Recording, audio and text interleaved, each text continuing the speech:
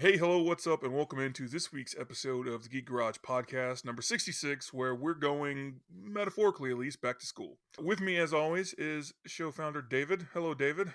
Hello, Ted. How are you?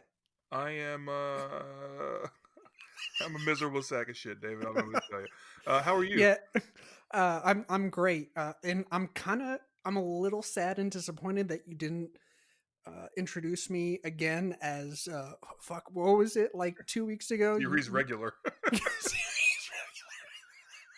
You know what? We're going to redo the intro.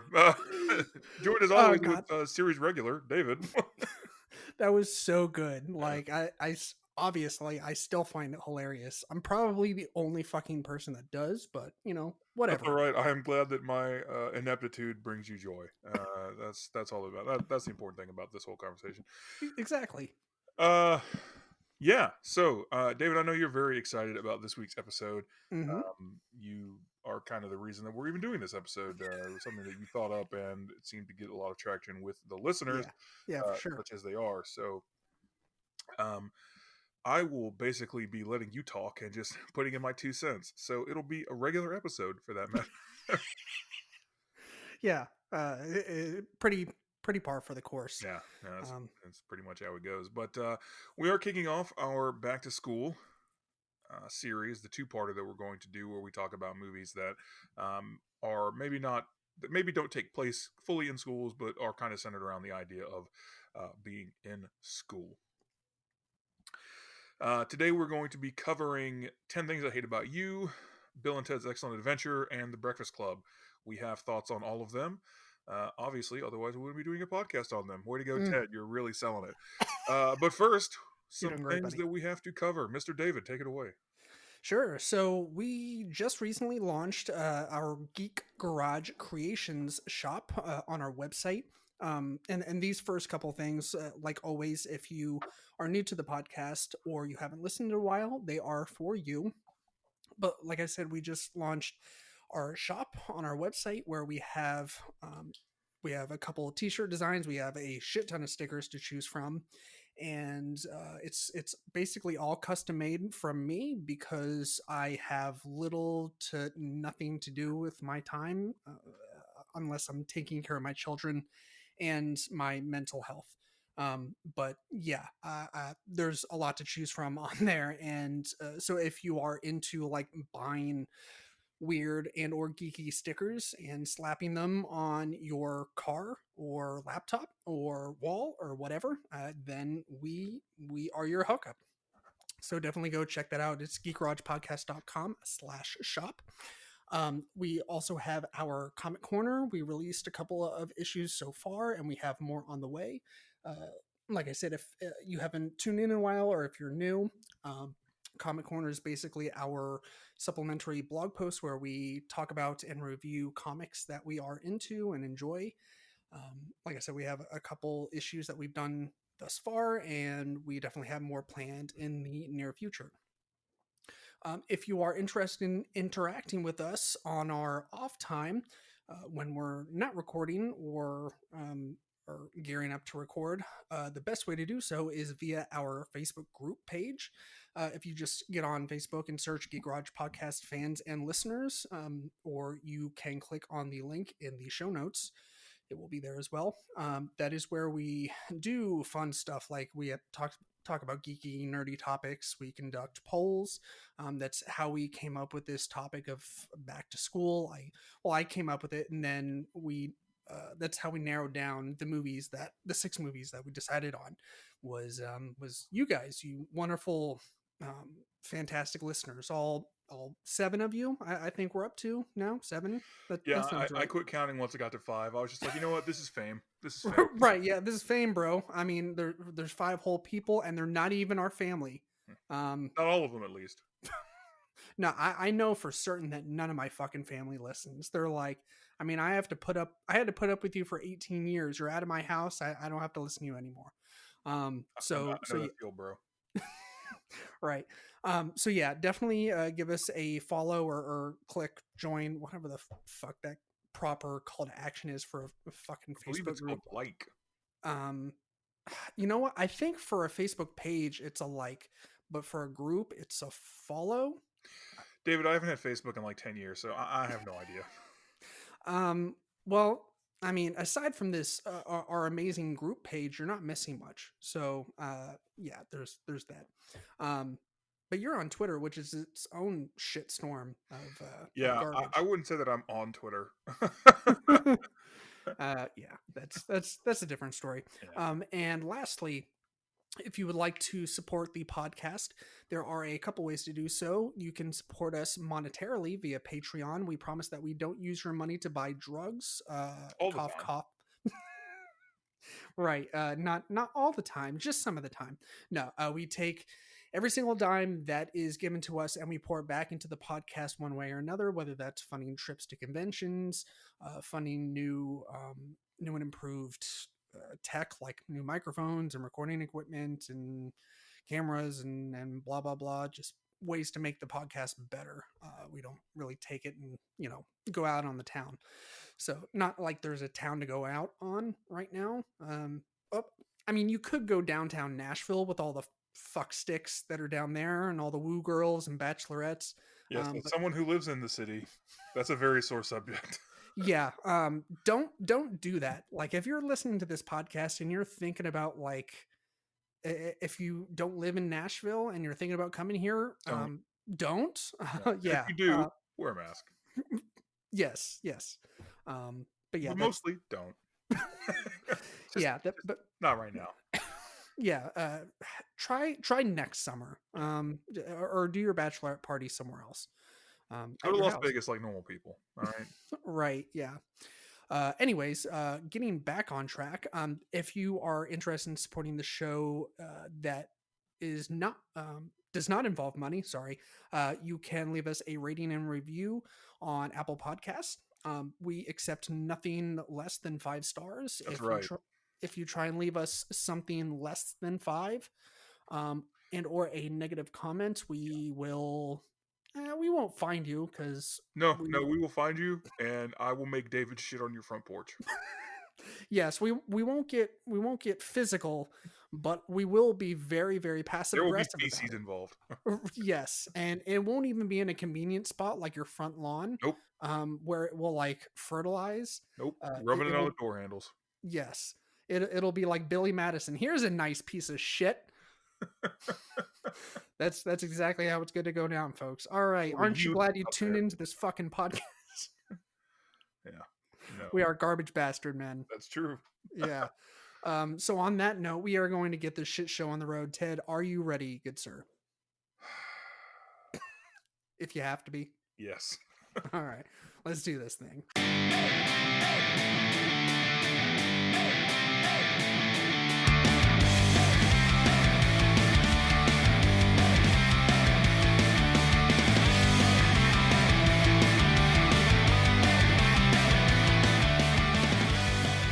All right, so first up, we have 10 Things I Hate About You. David, I know you love this movie. I have watched it. I don't know that I share your enthusiasm, and I know that just by saying that, that's going to get me in a lot of trouble with my lady, who also loves this movie. So, I'll let you take the lead on this one. Yeah. No, so love is, I mean, just by itself on its own, a complicated word, right? So I guess you could say that I love this movie. You've always mentioned in the past that like there are movies that you voice that you quote unquote love that are not traditionally like good in the Right. but you will like quote unquote die on this hill Yeah. where this is kind of that movie for me, at least one of them. I saw it at probably the most appropriate age that you should see this movie, when you haven't seen a lot of movies yet, and so you don't know what a fucking good movie is. And yeah, so I saw it. I think it came out in 1999, and I think I saw it maybe my freshman year of high school, which would have been 2001. So it had been out for a couple years, and I don't know, like it just it it's kind of hard to explain. Like I was I was and kind of always have been like a sucker for a relatively decent like high school comedy rom-com style flick like this and Clueless and Mean Girls, which is I think is on deck for next week. And of course we'll get into that. Just I don't know. It's I guess a guilty pleasure if you want to use that. That's probably the most accurate way to describe how I feel about this movie. Hmm. I will say that it is in fact not a good movie. And I'm sure that you share a pretty similar sentiment. Um, Yeah, I would agree that it's not a good movie. To me, it's almost like I have a lot of complicated feelings about it because, of course, it's an adaptation of *The Taming of the Shrew* by right, and you're Shakespeare. a big I'm Shakespeare a huge person. Shakespeare fan. Um, his comedies less so than the dramas, Hmm. but I do. I mean, I recognize the talent there and the genius there. Right. I am interested to hear. I'm assuming you have read *The Taming of the Shrew*, right? Yes. So I'm interested to hear. So I don't think I read it, but I feel like during a podcast a couple weeks ago we brought up like me going to see *The Taming of the Shrew* at TPAC like a long time ago. But Hmm. regardless, so you've read it. I want to know how you think the movie like stacks up against the play as far as I don't know the accuracy of the translation. I mean, obviously, this is a teenage rom com, and the Taming of the Shrew is a Shakespearean work of comedy. Hmm. Obviously, it's not going to be super similar, but it is a quote unquote adaptation. So I was curious what you thought in terms of its accuracy, for lack of better words. Right. So I mean, I'm definitely not like a Shakespearean scholar. Sure. I, in my opinion, and this is just my opinion, I'm sure that there's somebody's going to hear about this podcast and be like, actually, Shakespeare, Hmm. and do that whole spiel. But I think that in terms of, I guess, the overall theme Hmm. or the overall tone, maybe it's pretty spot on. Okay. Um, I would say that a fair number of people think of Shakespeare and think of like stuffy, flowery language, but Shakespeare was kind of like he liked dick jokes. You know what I mean? Like Yeah. No. it was I. pretty Yeah. lowbrow for all of his highbrow. Like Macbeth is basically the pinnacle of human achievement in the arts, and then he's also like the same guy who made a butt sex joke in Romeo and Juliet. You know what I mean? So it's like you take the good, you take the bad, Right. so to speak.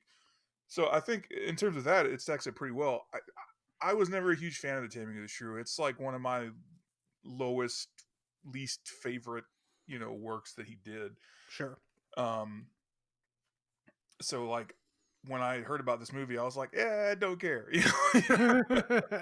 um, I kind of will agree that it's not a great movie. I think of it as like they were the writers were like, let's do an adaptation and then let's have like one very thin plot and then let's just make this a collection of scenes that we can turn into punchlines. No, that's it. It is very much a mess in that way. So when I recently rewatched this, I was like, yeah, this is kind of a mess. Like, uh, it was not as well put together as I once remembered in my formative years. But I mean, I do still very much enjoy it. Like I said, I will die on the hill of 10 things I hate about you just because it Right. has so many classic moments that I still love. Like, and I actually took down just a bunch of random notes. Or I mean, it's not a bunch, but a few that I kind of took down as the movie was going. The first is Joseph Gordon-Levitt is a fucking baby in this movie. Like, I didn't realize how friggin' young he was. Like, I think he was uh, pretty close to high school age. Yeah, this Um, is right after he was on Third Rock from the Sun. right. Yeah. This So this he was was like his he was a kid basically. He may have been a teenager by the time this came out. I don't know his life like that, but he right. was young.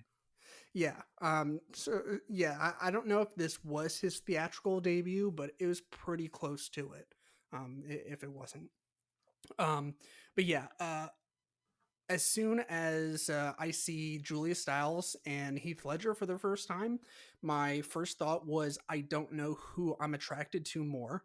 Okay. Um, Aside from the dad, he might be my favorite part of this movie. Hmm. Um, I don't know. It just I think his singing scene kind of steals the fucking show for me, Yeah, that so is to speak. probably the funniest scene in my opinion. Yeah. Um, Um, it so it cracks me up pretty good. yeah, it was yeah, it's pretty good. I was reading some of the trivia on the movie because I never really looked into it, and uh so all this entire movie was shot on location. It was shot in Washington, and they used locations for everything. They didn't do any set building, which I thought was really cool. So Yeah. they shot at an actual high school, this fucking castle of a high school. It was originally like I think it was a venue of some sort. I can't remember exactly what, but it was shut down, and then they reopened it as a high school, and so they actually filmed at this high school. And the marching band that played during that scene, that was the actual school's marching band. So I thought that was pretty cool. And the recording that they did, the Frankie Valley recording, that Hmm. was the actual band that recorded that. So I thought that was pretty neat. That's Um, cool. yeah, and then Heath Ledger fucking killing it with the dance moves and the singing ability and all that, and yeah, it's just fucking classic. Uh, but let's see, what else did I write down? Random thoughts wise. Oh yeah, Mr. Morgan, the I don't know, English teacher, I guess, literature. Yeah. I don't know what class that's supposed to be, but why is he like 3 years older than his high school students? Like, is it just me? Like, That seems a little strange, but I've had uh, I had a couple teachers in high school that weren't that much older than me. sure, but that even back then, there was a couple things. There's a couple things about this movie that, like, other than its overall quality, have always bothered me. It was this, and then the amount that Joey initially offers to pay uh, Patrick to take out Cat. Hmm. He initially pays him $20 fucking. Okay, this is in 1999, Hmm. so movies back then were still what, like maybe $6 each, six Six or six or eight. seven Yeah. dollars, something like that. Yeah. So that's like basically the money he would need to go to the movies. I was like, I don't fucking get it. Like, how is that like paying someone to take some girl out to the movies like as a favor? I so yeah, I guess it's a good thing in the end that he got him to raise it to like fucking $100 and then $200 because Hmm. I mean maybe they started at 20 so they had something to work with in the script. I don't know. None Yeah. of this. So I plugged that into an inflation calculator, and in 2020 money, that's fun to say. That would be like $31 and change. Okay, yeah, So yeah, that's basically like taking a date to the movies. yeah. No refreshments. Yeah, I mean, Don't even like, look at the 3D. All right, this is straight up regular ass movie. right.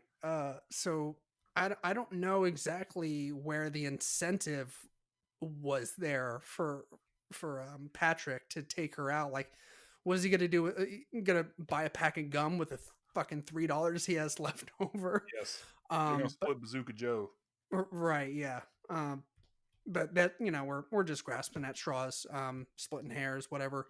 Um, But yeah, the dad had the best jokes of the fucking movie.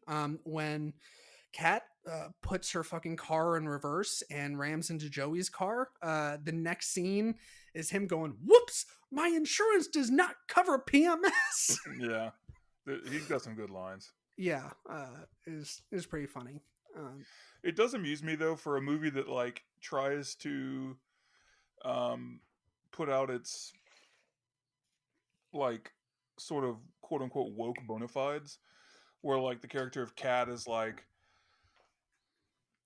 fairly progressive and mhm. even the English teacher is talking about like ask the school board why they can't get a book written by a black person. Yeah, But also on at the same time, like all that's played for laughs too. So it's very confusing tonally. like, Yeah, it. Yeah, you are definitely right about that. And then like when he goes on that short little rant, the Rastafarians, the white guys are like, "That's right, man," and he's like, "Don't even get me fucking started on YouTube shut the jabronis." fuck up, basically. Um, the joke about that I forget what is that the guy that Joseph Gordon-Levitt's character befriends basically at the beginning of the movie, hmm but he's introducing them to like all the cliques and whatnot at the school, and they pass by like the wannabe cowboys, and he's like, the closest that they've gotten to a cow is McDonald's. Yeah, Joke always like fucking cracked me up. I don't there's some good one-liners. Yeah, for sure. Apparently the table dance scene at the party was the thing that led to Julia Stiles landing her role in Save the Last Dance. That is an amazing bit of trivia. Yeah, it really is, for so many reasons. But I think my favorite reason is because like the dancing is so subpar in both.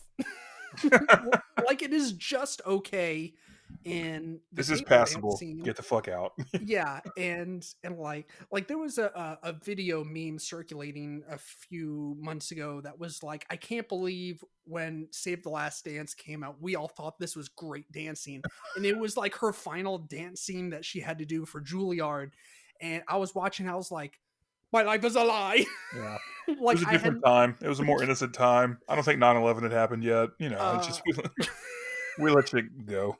yeah, it was yeah, but yeah, one last piece of trivia, and I think this is probably my favorite.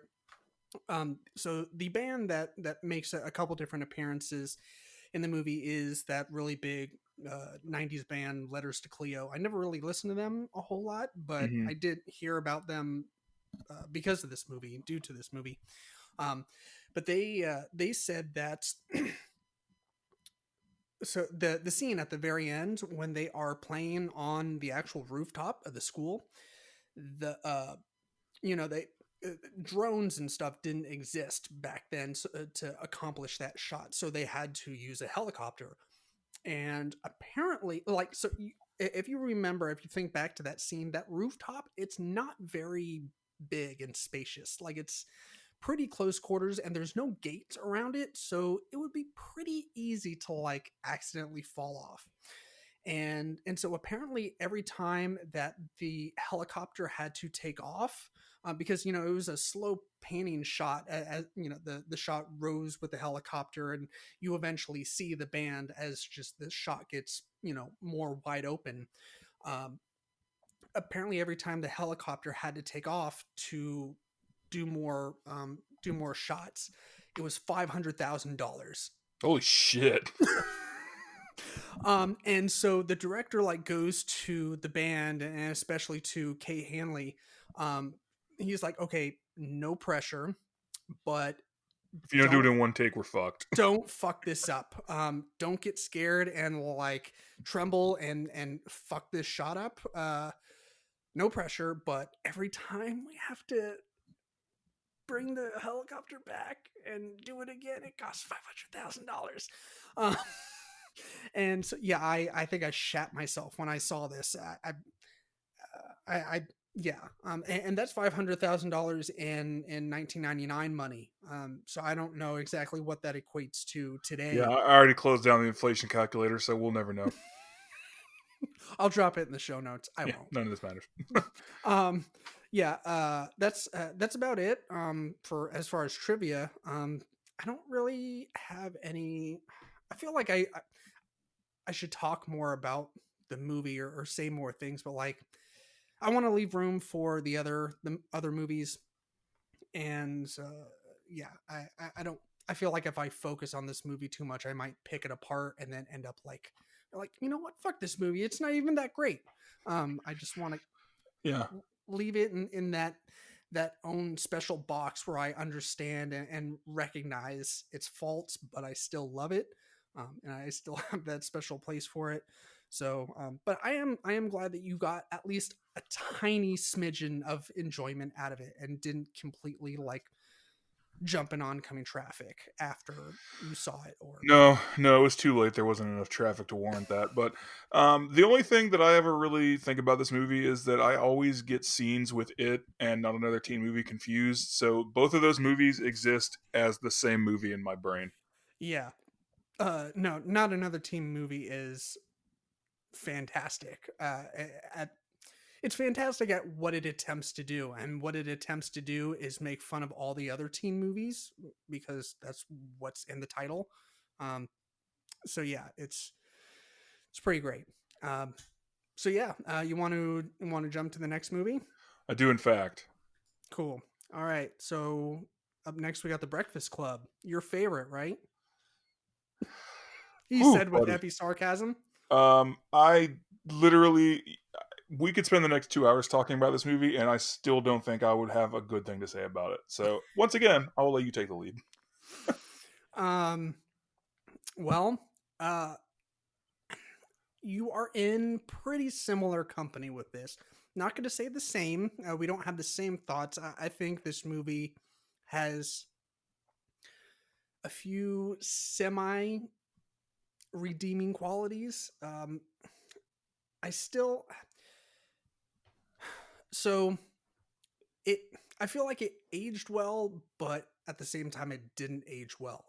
Um, and it's good, but it's also not good at the same time. Like there were a bunch of things that I, when you can't really put your finger on a problem or several problems that you have with a movie, like that there's something there, but you can't quite put your finger on it. When you Right. texted me about it the other night when I said that I was going to revisit this, you said, what was it you said? It was about the makeover scene with Molly Yeah. Ringwald and what Ali Sheedy. Yeah. Um, So the whole like core concept of the movie is like we're different and that's okay. We accept one another. But they don't accept her. They just make her hot and then they're like, "Yeah, okay, cool. You're good now that you're hot." Which uh, completely undermines the whole point because they're supposed to be like we're all like it's even in that stupid fucking speech at the end where it's like a jock, an outsider, blah, pseudo goth, whatever the fuck they describe themselves at, and then at the end they're just like, yeah, you weren't that hot, but now we all want to have sex with you, so you're in. Like, I mean, just to play devil's advocate, they did have that big like round table discussion at the top of the on the second floor of the library. They did have that first, the come to Jesus meeting before they did the makeover. So they at that point in time, I feel like they did have some sort of like cathartic moment together. But you are correct that I mean, is this the first movie that did that? That was like, let's make the quote unquote like outsider ugly girl pretty, and all of a sudden everyone's gonna be into her. Like I that mean fucking terrible trope. that's a pretty heavy trope that's been used before. Even the Taming of the Shrew even is sort of that same thing. Sure. It's not 100% the same where they're like you're not pretty or not like in the sense of where a lot of teen movies are where it's like oh she took her glasses off and she's the hot girl now like it's not as Right. it's a little different than that but that's a pretty yeah that's a pretty well worn trope. Right. Yeah. Um, wh- I think if I had to pick a favorite character, it would definitely be Judd Nelson's character. Uh, this isn't the reason why. This is just a random piece of trivia, but it is kind of entertaining. He basically pulled a Jared Leto and terrorized the fucking cast of the movie during filming. Like he didn't break character during like in between scenes and stuff. So he was a dick to pretty much fucking everyone. And then afterwards, John Hughes swore that he would never fucking work with it again. As one does. Right. Also, Andrew Amelia Estevez's character, I'm pretty sure that he did rails of coke instead of smoking weed because I have never once smoked weed and then wanted to like do fucking karate kicks and goddamn somersaults and cartwheels, um, in doing laps around a fucking library. Yeah. I mean, like, I understand that weed hits everyone differently, but I honestly have never seen anyone smoke and then like want to go be energetic and shit. Like, I understand that sativa is a little bit more stimulating than your indica, but I don't. I found that kind of hilarious. And then John Hughes apparently like he said that if he could change one thing, he would not have the glass break when he goes back into that room and does the where he screams and the glass breaks. Hmm. And I'm like, that is a very odd choice of like, yeah, if I could change one thing, it would be that. That's very specific. Yeah, it is very specific. Um, but yeah, I don't know. Like I said, I think this movie does have its moments. Um, it's I feel like you can look at some of the overarching themes instead of like the shitty characters. Not, and I'm not talking about like how shitty they were written, although an argument could be made. Yeah.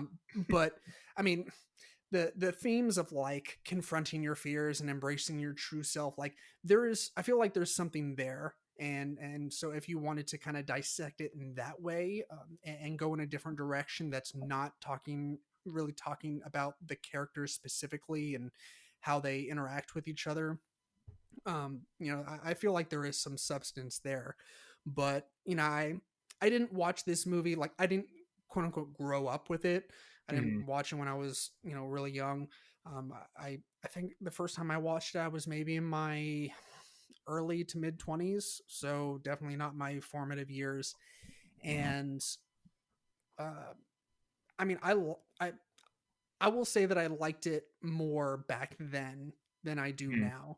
And I think that kind of ties back to 10 Things I Hate About You, where I had not yet seen, like, I had seen Transformers, and that was it. I was like, okay, Transformers is at the fucking top of the list. Uh, They're robots in disguise. oh my God, Michael Bay, I'm gonna jerk you off. So yeah, that was like my top of the list. So Breakfast Club really, it ranked high up there. And then I watched it and I was like, um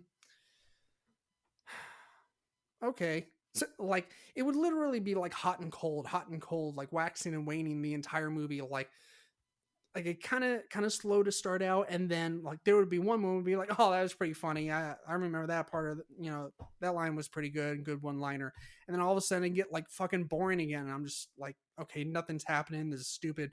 Then something funny or interesting would happen.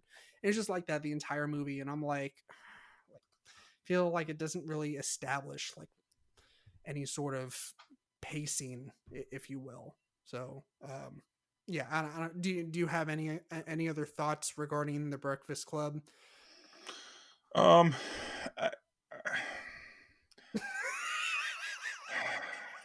it's bad. I don't know. Uh, to be fair, and this is as close to nice as I'll be. Um, I was like, this is just nothing about this movie interested me, so I was never gonna like it. I don't like John Hughes's work that much, at all, really. I hate 16 Candles almost as much as I hate this. Uh, Yeah, 16 Candles is in fact not good. yeah.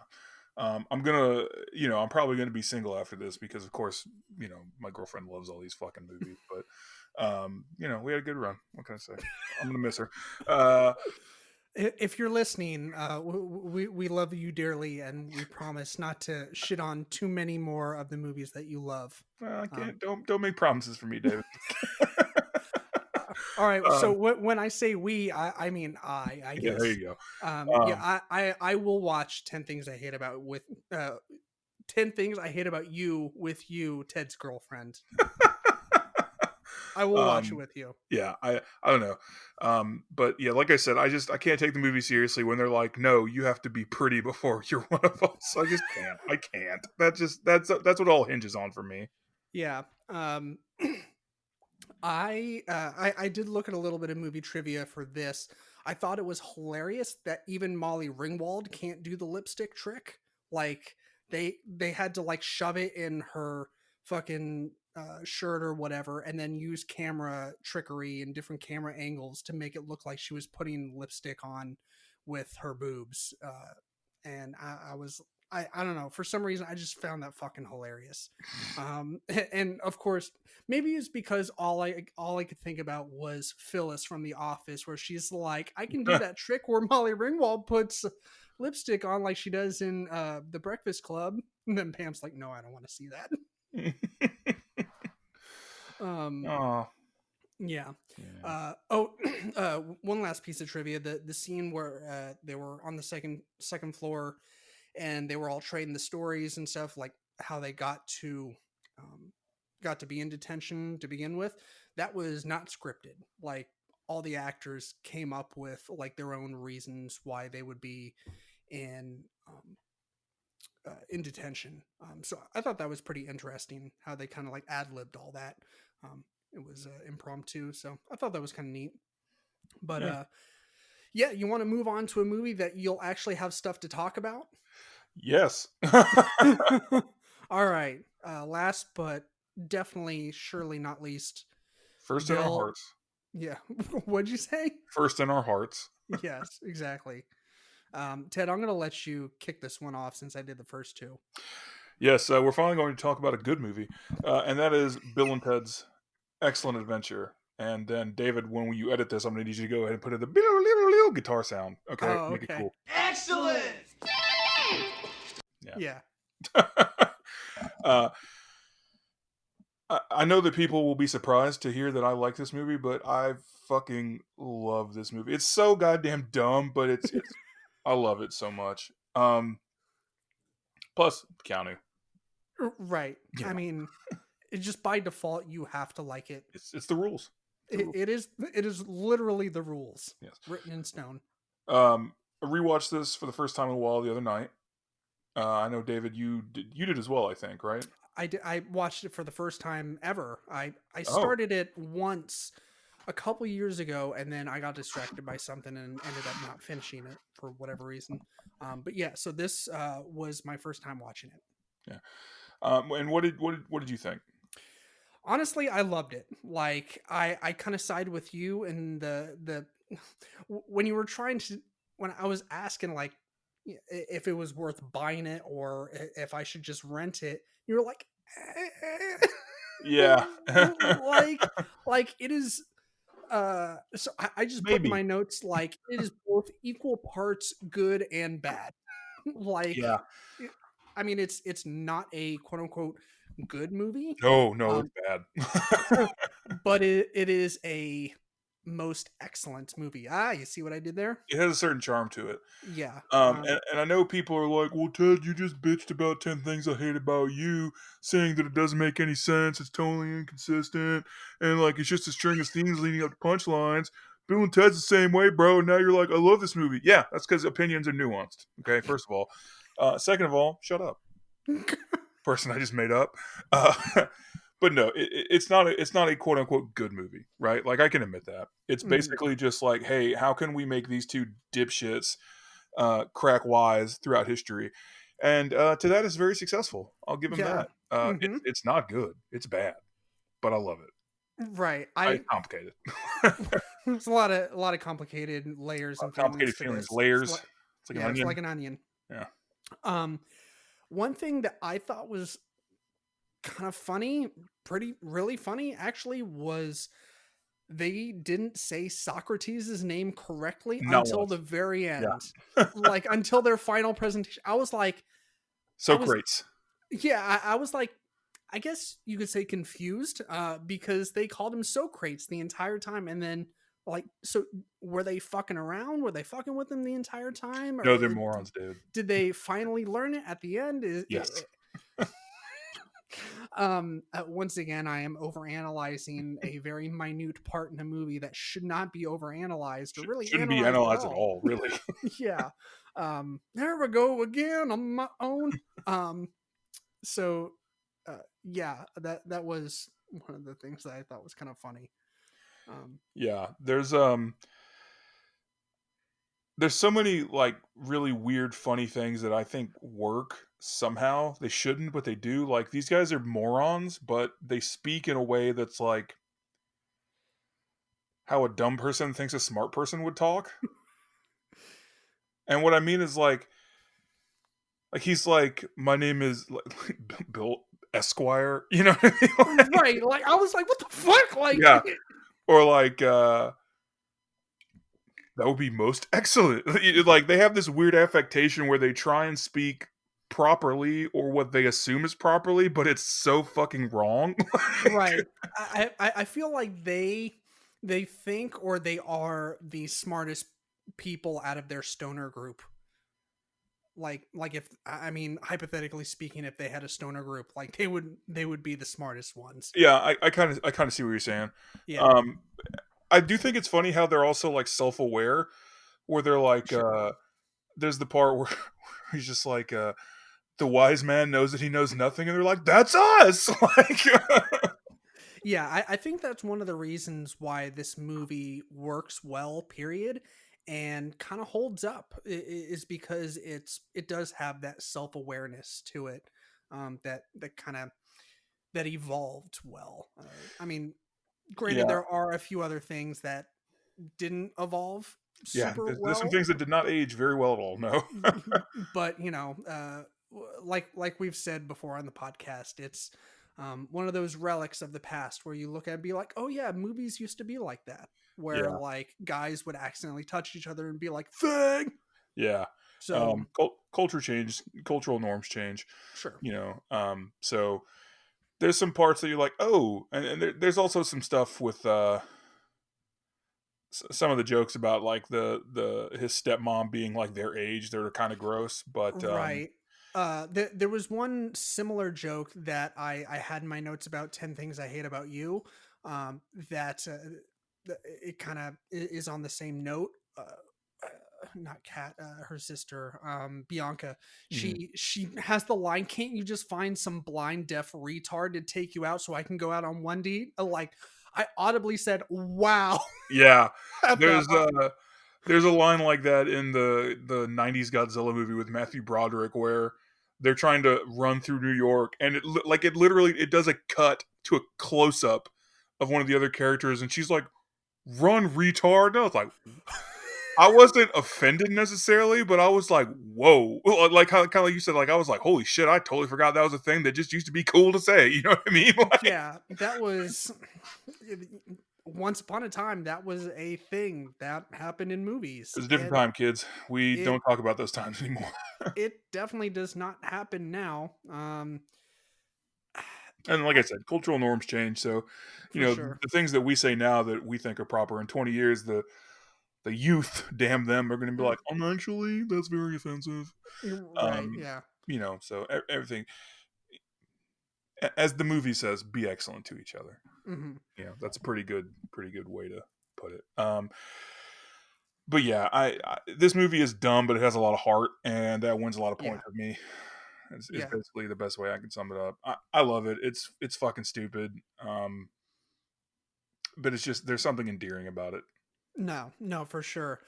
One there were a couple pieces of interesting trivia, but one that I just kind of randomly picked out was apparently the German dub for of this movie has kind of gained like cult status, and so like they had to, I don't know if they had to like translate certain like the what's the place that they live, San San Dimas, Dimas High it School football rules. Woo! like that very like California style, like dude, like that Right. those kinds of phrases they had to translate for German, and then of course the Germans and their language do what they do best, and like, Make it horrifically terrible and well, I mean, horrifying. like, well, yeah, when it's pronounced, I guess, but like I've always associated the German language with like being able to come up with like words or phrases that we all have and understands and have personally experienced here in America, but we don't have like phrases for them. Like, Yeah, yeah. They have really great specific words. exactly, right. Like, And well, deja vu is French, but like that's a good example. Or Schadenfreude, that's a German one that's good. Just like the joy you experience of someone else's misery. That's one of my favorite words. yeah, or Guten Pronk. Yeah, Guten Prompt. Yeah, Yeah, that and what was the other one? That Dwight used. beste Mensch, Mensch. Yeah, there's that and uh, um, Perfektenschlag. perfected I Schlag. am so deep in Perfektenschlag right now. Just I refuse to believe that's a real thing. That's got to be something they just made up for The Office. quite possibly. But anyways, back on track to not being on track. Uh, apparently the line "be excellent to each other," like kind of roughly translated in German to "colorful and excellent is the bean," That and I might was be better. yeah, I was like, that's pretty fucking awesome. Yeah, that um, is fucking hard. yeah, like I kind of want to get that tattooed somewhere now. Like, um, I do too. dude, let's go get tattoos together. Most excellent. I think that's an appropriate response. I mean, that's the response that I was hoping for, at least. Um, but yeah. Anyways, no, I feel like this movie, like I said a few minutes ago, I feel like it has aged well. Like we covered, there are a few sore spots that you're like, oh yeah, can't get away with that anymore. But for the most part, I mean, they weren't gratuitous. Those parts, No, they were it wasn't like just it like wasn't like some peppered other movies, throughout. especially. I think we talked about this on the last episode or a couple episodes ago, where like especially comedies in the early and mid 2000s were just like the punchline was "you're gay," you know. Right? Yeah. Where this one they do have that one moment, where they say that unfortunate word, but Right. And but like shortly before that, what does he say to the guy, well, like when he comes running down the stairs and he starts to fight the guy with the sword? He's like, "You killed my friend, you you fucking killed Ed, dickweed." you medieval dickweeds. Like I just died laughing at that fucking part. Also, can we talk about fucking George Carlin? Like Obviously, we need to the talk about George Carlin. the late great, my one of Rufus. my favorite comedians of all time. Um, you know, keeping it real. Yeah. Um, I don't know. Do you have any thoughts on George Carlin being in this movie, playing his role? It it always amuses me because you see George Carlin in this movie, and he's like very. And it's not just this movie. Actually, now that I think about it, it's a lot of his acting roles. They're very different from his stand up. Very different. In that, for this movie in particular, since that's the one we're discussing, he's like very reserved and Hmm. like calm. And I will always associate like mania with George Carlin, just like yelling and frothing at the mouth. And I Right. love George Carlin. Like you said, he's one of my favorite stand-ups as well. But to me, it just shows that like he was more than just a guy who can say funny things. Like I'm not Right. going to say that he was a great actor by any stretch, but like he gave it the old college try, as the saying goes. Right. And I mean, he did have several, opportunities on screen. He did have a quote unquote career as an actor. Um, so I mean, it wasn't just like one or two random movies.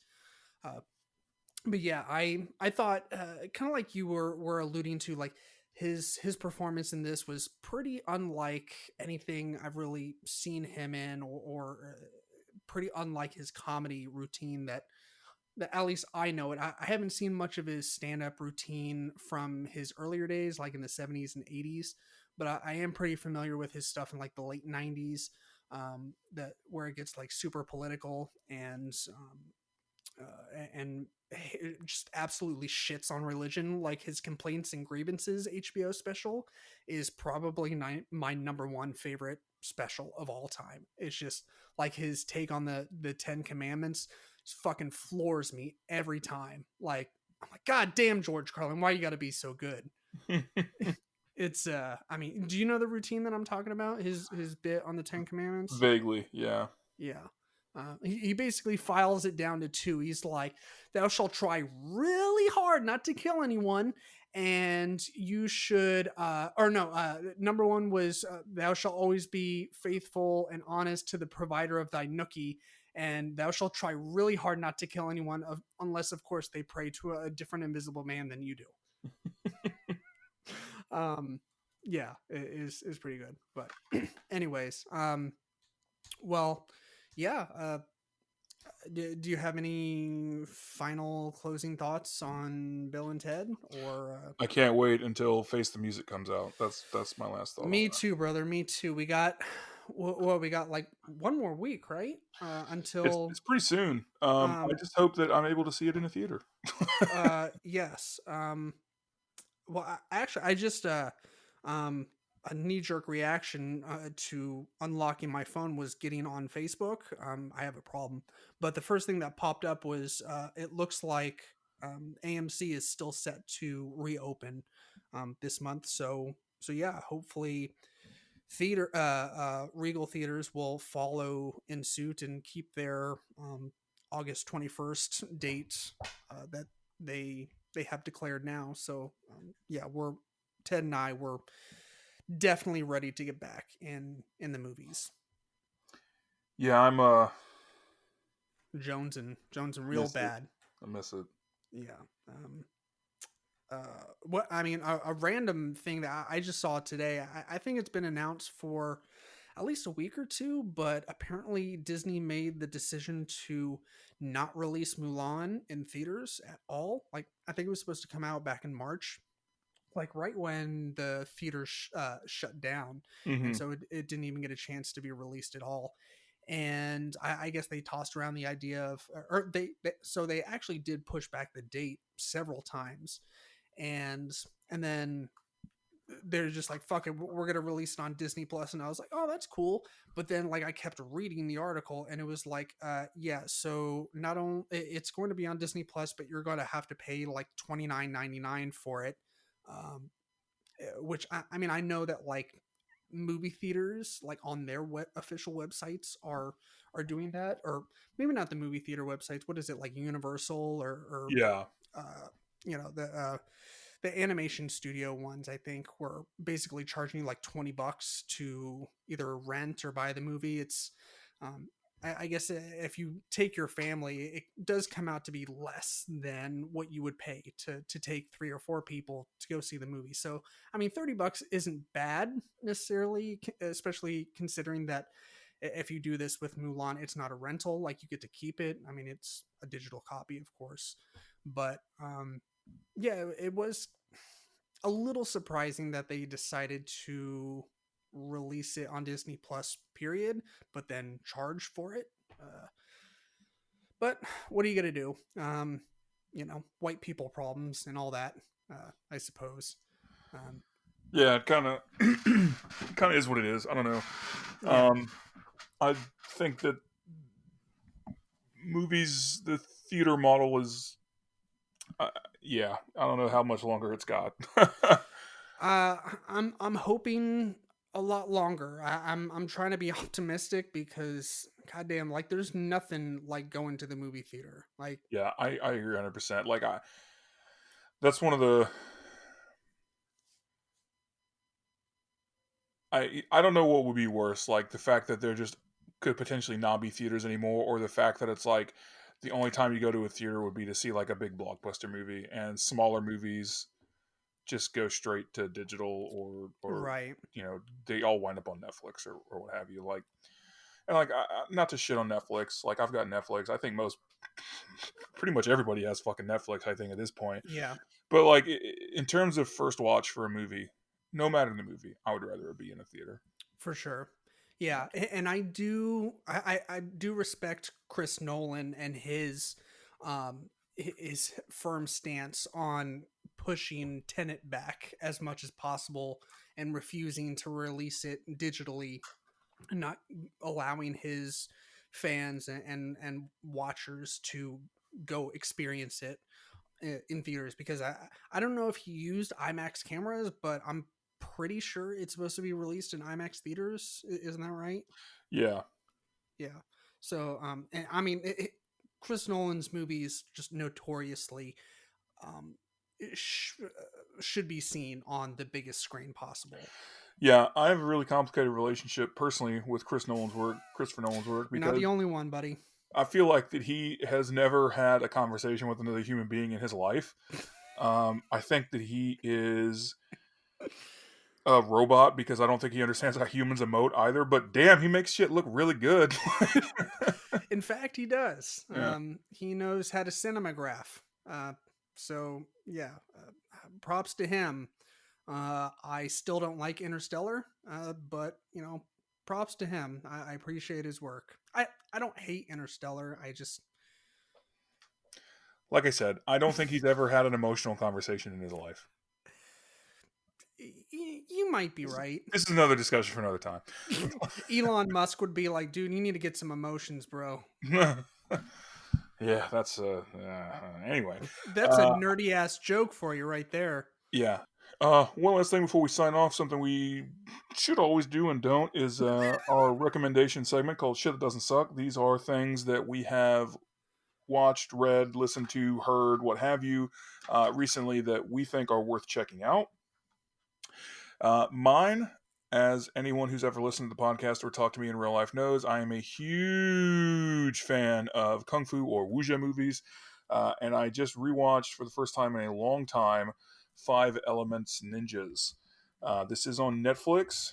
It is a Shaw Brothers film, which for all of my other kung fu fans out there know that that means quality. Um, it's good. It's bad, but it's good. In terms of plot, it's something to write home about. It's pretty standard fare of a revenge story, but it's got really great action scenes, and it's a pretty good mix of the action and the drama, and then some kind of like slapstick and other types of comedy. So it is on Netflix. I don't know for how much longer. It's been on there for a while, so it might stick around for a while yet as well. But definitely worth checking out. Cool. My shit that doesn't suck is a movie that I finally got the courage to see again, and that was Hereditary. I didn't. I haven't talked about Hereditary as my shit that doesn't suck recently, have I? No, I don't. I know we talked about it, but I don't think it was as shit that doesn't suck. Yeah. Okay. Yeah. So I finally got the guts to watch it again, and it was pretty much just as scary the second time as it was watching it the first time. Uh, I think the main reason why was that the first time I watched it was on my older TV. It's still a good TV, but it's like bordering on almost 15 years old. Mm, Um, but it was pretty top of the line when I got it, and it's held up. Anyways, what I'm trying to say is like it didn't handle like really dark and like deep blacks that as nearly as well as my OLED TV does, and that's not a flex. I'm just trying to be as specific as possible. it was a Um, flex. all right, well, either way, but no. So basically, I'm trying to say that like I was able to visually see things that I could not see the first time, and Ted, we were actually talking about this earlier today where you actually brought up a moment, and I think it was an episode where we covered Hereditary, and you were talking about Tony Collette's character towards the end. Oh, spoiler, folks! Spoilers. When she's up, kind of in the corner of the ceiling, Of like the peering, kid's room, yeah. yeah, like just peering down at him. I could not see that the first time I watched it. I thought it was just a very, very prolonged shot of him like sitting up in bed and trying to figure out like I guess he's in that like nappy haze where he wakes up and he's like, "What year is it?" Um, so I thought that that's what was going on, but it wasn't until like when you mentioned it that I discovered that she was kind of up there. Like I knew that she was in the room because there's the next shot that's kind of closer to him, and you see her like scurry along the walls like a fucking rat, Right. or spider, and so I knew that she was in there, but I just didn't initially see her up there. and so my new TV with the deep blacks, they were able to display that, and I was like my heart stopped beating. I was like, motherfucker.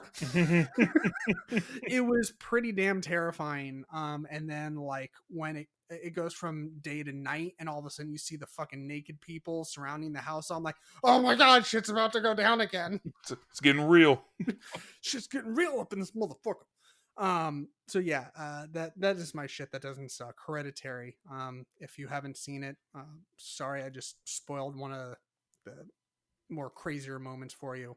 But you should still see it. You still watch it. It's great.